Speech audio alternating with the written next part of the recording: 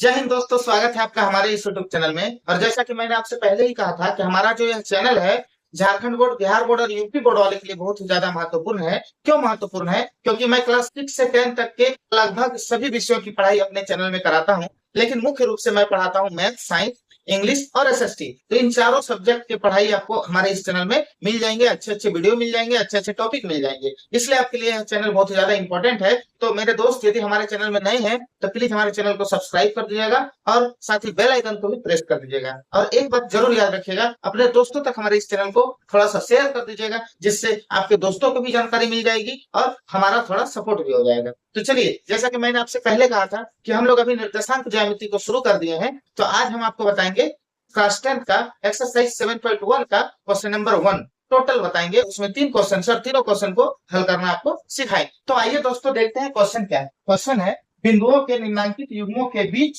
की दूरियां ज्ञात करें। पहला नंबर का क्वेश्चन है 2 3। ये पहला बिंदु है, दूसरा बिंदु है 4 1, मतलब इन दोनों बिंदुओं के बीच की दूरी ज्ञात करना है।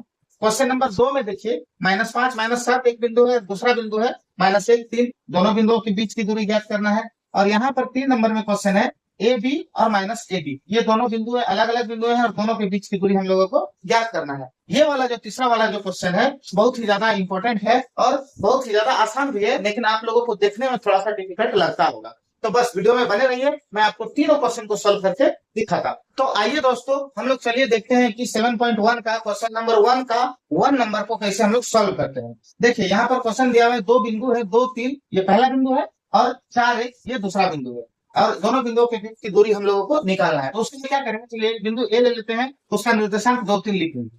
ठीक है, ये वाला बिंदु है। ठीक है, और एक बिंदु बी ले लेते हैं और इसका निर्देशांक हम लिख देते हैं, ये वाला 4 और 1। ठीक है, लिख दिए। अब दोनों बिंदु को मिला देंगे तो एक रेखाखंड बन जाएगा। और यही रेखाखंड की लंबाई, या नहीं तो आप कह सकते हैं बिंदु ए से बिंदु बी की दूरी निकालने के लिए जिस सूत्र को बनाया गया है उसका नाम दूरी सूत्र है। और मैंने आपको पिछले वीडियो में दूरी सूत्र का सूत्र लिखाया था। ठीक है, अब देखिए दूरी सूत्र क्या होता है, x1 माइनस x2 का whole square plus y1 minus y2 का होल स्क्वायर कर देना। ठीक है, यही दूरी सूत्र है। अब देखिए बुक्स में आपको ये भी मिल जाएंगे। ठीक है, क्या मिल जाएगा, देखिए बुक में आपको मिल जाएगा x2 माइनस x1 का whole square plus y2 minus y1 का होल स्क्वायर। ठीक है, तो क्या आपको इसमें कोई दुविधा है?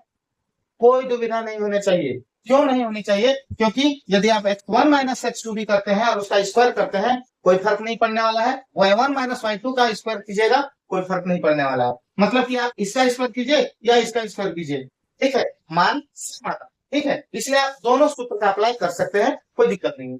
पहला नंबर वाला का अप्लाई करते हैं। अब देखिए यहाँ पर सवाल एक चीज और आ जाता है कि x1 किसको समझे, x2 किसको समझे। तो देखिए यदि मैं आपको बता दे रहा हूँ कि x1 यदि इसको आप मान रहे हैं तो ये y1 होगा। ठीक है, ऐसा नहीं कर सकते इसको x1 मान लीजिए और इसको y1 मान लीजिए, ऐसा नहीं हो सकता है। x1 के साथ ही y1 होता है। तो उस स्थिति में यदि ये x2 होगा तो ये क्या हो जाएगा, y2। ठीक है, यहाँ तक क्लियर है। अब मैं एक बात और बता दे रहा हूँ कि यदि आप इसको भी मानिएगा ना कि ये x1 तो ये y1 हो जाएगा, ये x1 ये y1 हो जाएगा। और यदि इसको आप मानिएगा x2 तो जाएगा y2। ठीक है, बाकी सूत्र में आप लगा दीजिए, आपका एक्यूरेट आंसर आ जाएगा। चलिए अब इसका हम लोग सॉल्व करते हैं इसको। तो मैं इसको x1 मान रहा हूं, इसको y1। ठीक है, तो x का इसका कनेक्शन इससे है तो 2 माइनस 4 कीजिए। ठीक है, इसके बाद देखिए इसका ये y1 y2 है, 3 माइनस 1 कीजिए और दोनों का स्क्वायर कर दीजिए। अब देखिए यहाँ पर आप इसको बढ़ा सकते हैं, कॉपी में यदि जगह रहेगी तो। अब देखिए 2 में यदि 4 को माइनस करेंगे तो निश्चित रूप से -2 बचेगा, इसका स्क्वायर कर देना। कम में यदि अधिक को माइनस करेंगे तो नेगेटिव नंबर आंसर आएगा। ठीक है, अब देखिए 3 में 1 घटाएंगे तो इसका मतलब सिर्फ 2 बचेगा, इसका भी स्क्वायर है। अब बस सॉल्व कीजिए ना, -2 का स्क्वायर, तो मैं आपको यहाँ पर बता दे रहा हूँ, -2 इंटू -2 कितना होगा, माइनस माइनस प्लस हो जाएगा, 2 टू या 4 हो जाएगा, तो इसका मान 4 है। उसी तरह 2 का स्क्वायर कितना होगा, 2 का स्क्वायर 4 आएगा। दोनों को यदि जोड़ दें हम लोग तो 8 आ रहा है, 4 4 8, 4 4 8। अब 8 का यदि अभाज्य गुणनखंड निकालेंगे जिसको कि प्राइम फैक्टराइजेशन कहा जाता है, तो क्या आएगा, 2 इंटू 2 इंटू 2। ठीक है, तोड़िएगा जैसे 8 को तो क्या आएगा, 2 4 जा 8 और 2 2 जा 4, ये आएगा। अब यहाँ पर आप कर दीजिए, देखिए क्या होता है, एक पेयर में एगो निकल जाता है, यहाँ 2 एगो निकल गया और ये अंदर में रह गया, इसको ऐसे लिख सकते हैं। यही आ गया आंसर। तो हम लोग अब देखते हैं कि क्वेश्चन नंबर 3 को कैसे सॉल्व किया जाता है। अब आप सोच रहे होंगे कि 2 को क्यों सॉल्व नहीं करना है, तो यदि सब क्वेश्चन को मैं ही सॉल्व करूं तो मैं यह कैसे जानूंगा कि आप समझे कि नहीं।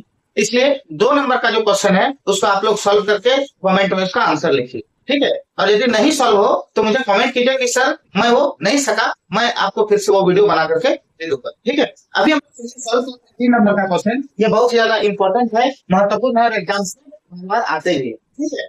और यदि आप इसको बना लेते हैं, इसको पढ़ लेते हैं, तो 2 नंबर ऐसे ही सॉल्व हो जाएगा, ठीक है। अब देखिए हम इसको कैसे सॉल्व करते हैं। 2 बिंदु है, मान लेते हैं 2 बिंदु, यहाँ पर एक बिंदु ए है या सी मान लेते हैं, ए को मान लिया है, सी मान लेते हैं, ए बी है एक बिंदु।